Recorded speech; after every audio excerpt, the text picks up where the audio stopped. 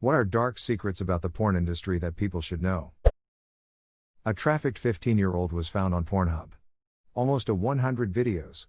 She was verified by Pornhub while trafficked. A lot of actors takes a lot of drugs. Like a lot. Plus basically every male actor gets erectile dysfunction after being in the business for so long as they are pumped up on Viagra. Too much blow and the cock won't grow. Too much white and your dick ain't right. Too much speed and your peen won't breed.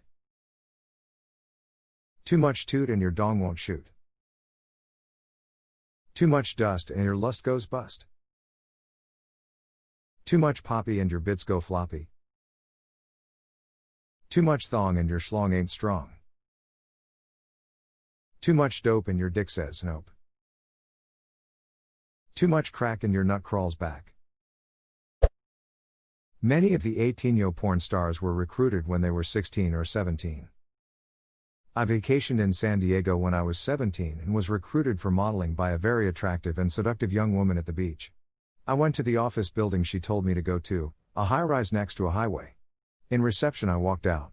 Casting couch-type atmosphere and models as the staff. My story ends there. Sounds like you almost got Ghislaine Maxwell. Nah dog, she said she was 17.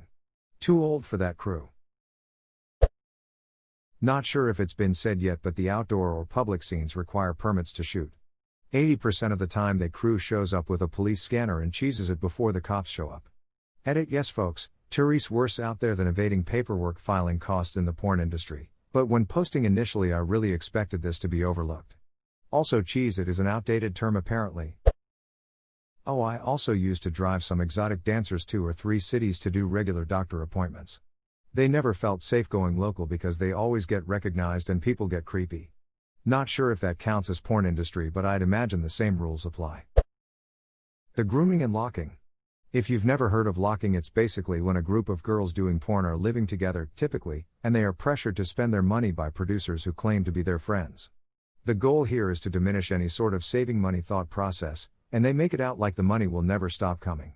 This keeps them broke and making doing more shoots. Edit: just wanted to say thanks for the upvotes. Hopefully this will be top comment so more awareness gets out. Grooming doesn't stop because they made a few videos. The whole tons of Viagra thing is absolutely true, and so is the bit about casting directors playing fast and loose with STDs. I have a friend that once turned down a shoot for a gay porn at a campground because none of the actors were required to be tested beforehand. A few of them ended up contracting HIV from that shoot. You could tell all the guys during the late 90s early 2000s were jacked up on steroids and Viagra. Eric Everhart is a great example. The guys were built like football players. They had tiny, shriveled up testicles from the roids, and their chests and faces were super red from Viagra. They all looked like they had sunburns on their chest, necks and face. That was a Viagra flush. Eric Everhart lolled. Male porn names are a hidden gem of literary prowess. My favorite gotta be Rod Rockhard, Brock Landers and Chest Rockwell, Dirk Diggler, Lance Hardwood, sex architect. I don't think people realize just how many videos contain people being trafficked. Edit: because this has gained much more attention than I anticipated, he'll elaborate some. But I encourage you to research this more. Today, there is an estimated 30 million people that are being trafficked. This is modern-day slavery. Children, women, and even men are bought and sold as property for the purposes of being a sex slave, forced labor, or even organ harvesting. It is so repulsive and yet so hidden and unknown. The sad thing is, many children get caught up in this after natural disasters or other tragic situations. For example, with the recent explosion in Lebanon, criminals may set up orphanages that are not registered with the state, and just like that a child can be taken. I learned much of this from a podcast episode with Timothy Owens as a guest on the Candace Owens Show. Even if you aren't conservative, this is a good, objective and informative discussion to listen to. Thank you if you read this entire thing. I just felt I needed to use this opportunity to give a voice to the unheard. This is why you gotta watch animated gay porn. The only porn where no one is harmed. Except for the most likely overworked and underpaid animators. Alright, extra curvy piece of driftwood it is. That's the spirit. Go and do your business guilt-free. Reddit approved. Hot Girls Wanted, produced by Rashida Jones, explores most of the seedy practices discussed in here. Seen it and can highly recommend it.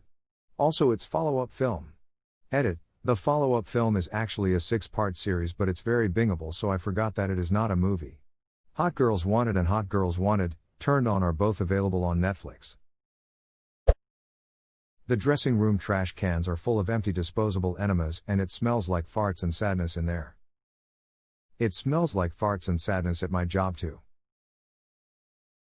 Oh, a fellow dev I see. Working from home. That some companies like Girls to Porn systematically trick coerce young women into porn source. I read both articles you sourced. Teresa's story in the story, I think this happens so much more than just this one company. Sad. But good article for education. Those orgasms aren't real. Edit, I can't believe this was my first comment that got so many upvotes and an award. WTF. Next you'll be telling me my wife is faking it too. I don't know, she's pretty convincing. Slayed him. 1.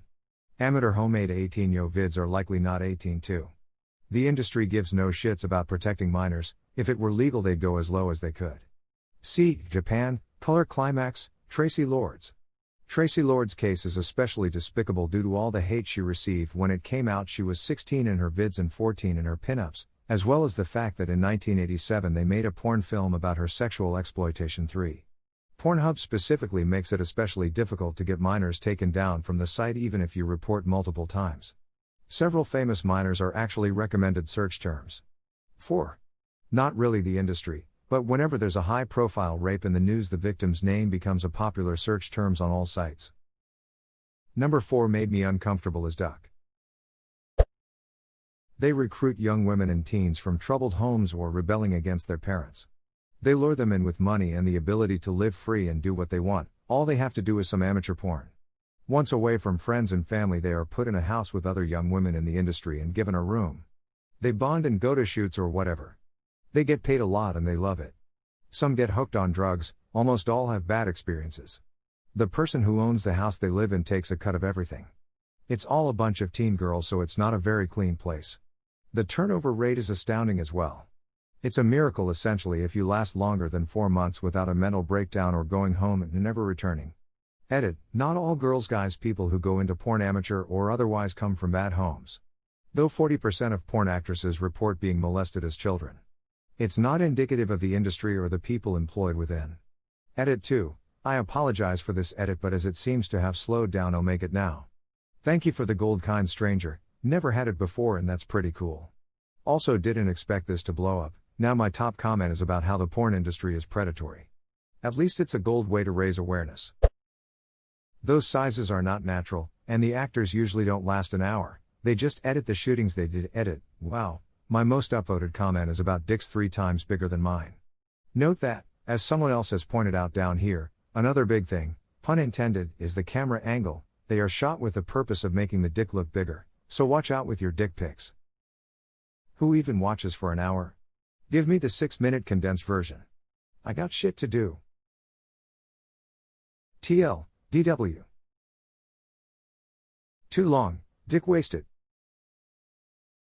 Too long, don't wank. It was once legal in some countries to use children. Child porn was legal in Denmark until like 1980. It was still illegal to have sex, rape, with children so the production of hardcore child porn was illegal but the product itself was legal to own and sell. Today there is an archive of kiddie porn at the National Library that can be accessed by researchers with special permission. Imagine being the librarian in charge of that. So what do? Oh, I'm a kiddie porn curator. So you couldn't produce it but you could own it. That system seems like there is no possible way it could be abused. It was ducked up. Which is why it was eventually outlawed.